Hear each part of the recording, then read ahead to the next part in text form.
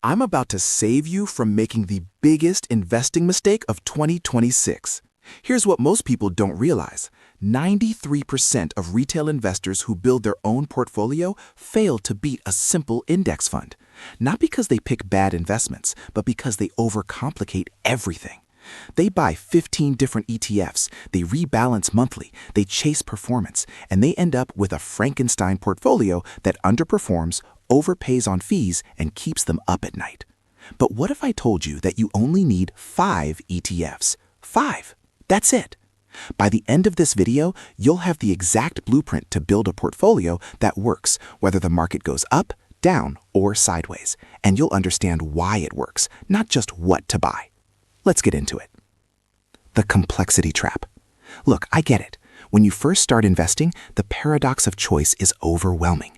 You open your brokerage app and see thousands of ETFs, growth ETFs, value ETFs, dividend ETFs, international ETFs, sector-specific ETFs, factor-based ETFs, and every investing guru on YouTube has a different opinion about which ones you should own. The real cost of overthinking. But here's what happens when you overcomplicate your portfolio. First, you dilute your returns. You buy so many overlapping funds that you're basically just recreating the total market, but paying higher fees.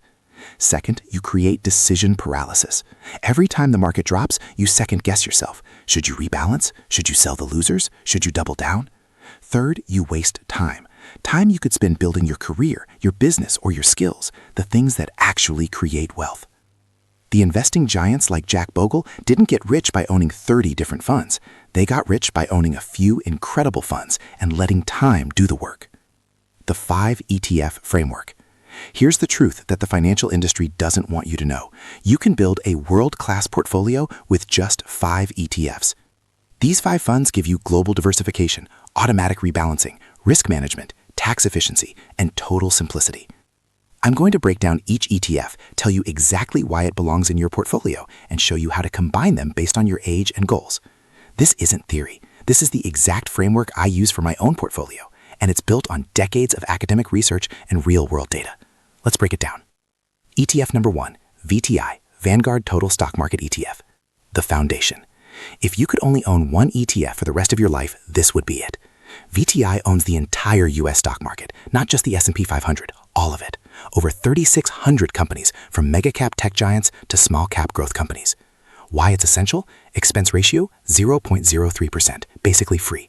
Dividend yield, 1.3%. Automatic diversification across every sector. Market cap weighted, so winners naturally grow while losers shrink. When you own VTI, you're making one simple bet. The American economy will continue to grow over the long term. And if you believe in capitalism, that's not a bad bet. Allocation, this is your core, 40 to 60% of your portfolio, depending on your age and goals. ETF number 2, VXUS, Vanguard Total International Stock ETF, the global diversification play.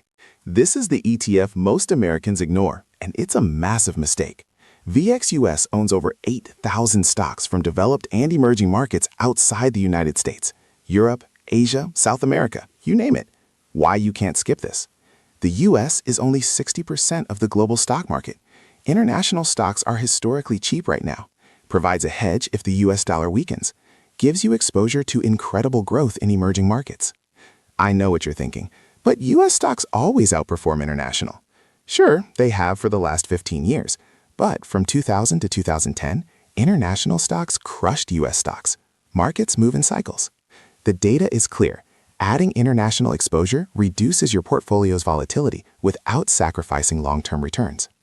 Allocation, 20 to 40%, depending on how globally minded you are.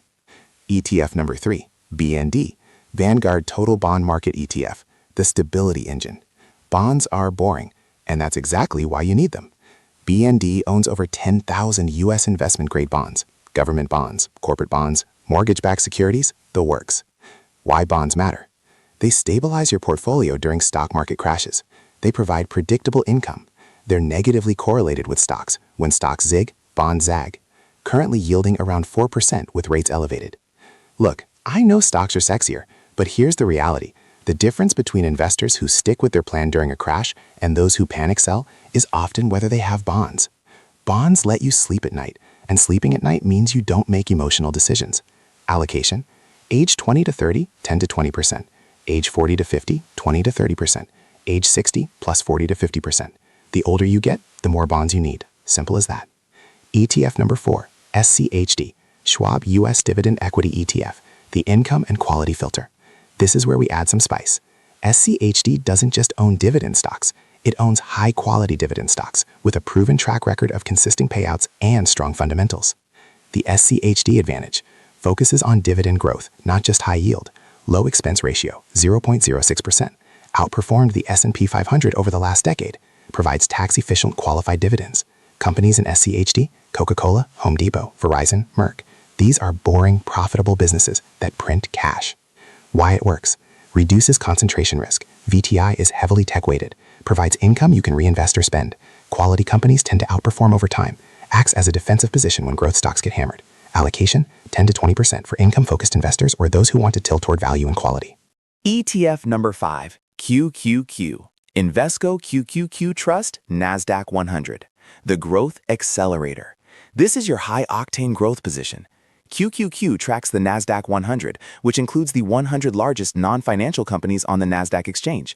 Think Apple, Microsoft, Nvidia, Tesla, Amazon. Why add QQQ when you have VTI? Great question.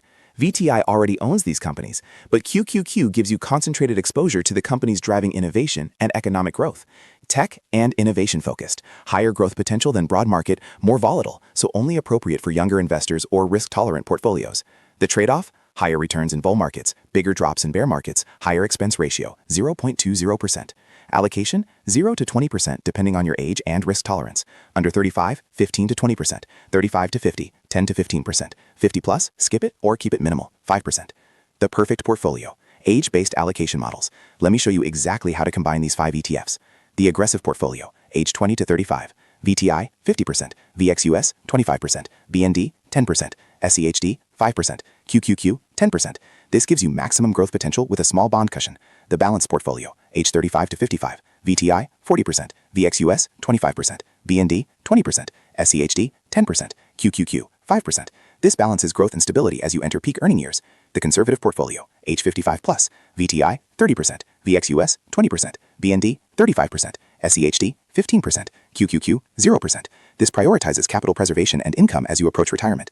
The rules. Rebalance once per year. That's it. Don't touch it otherwise. Automate your contributions. Consistency beats timing. Reinvest all dividends. Compound interest is your best friend. Why this works? The power of simplicity.